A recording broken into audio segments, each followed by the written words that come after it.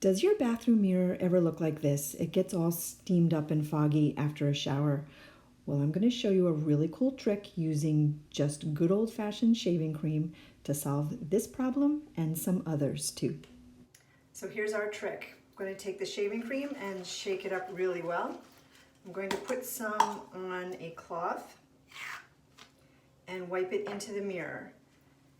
And I'm just doing one section here, so when I steam up this bathroom again, you can see how well this works. And I've got a dry cloth, and I'm going to wipe all of this off.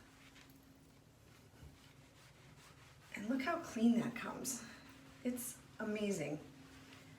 All right, you'd never know that I just put shaving cream here on the mirror. All right, I'm going to steam up the bathroom, and we'll see what happens. Well, it is definitely steamy, but look at this spot right here where we cleaned with the shaving cream. That's pretty amazing. I used some shaving cream on the center pane of this little mirror I have over the kitchen sink. Look at that. This trick works really well on your car windshields, on your eyeglasses, especially if you are wearing a mask, and try it on your shower doors too. More shaving cream tips to come, so stay tuned.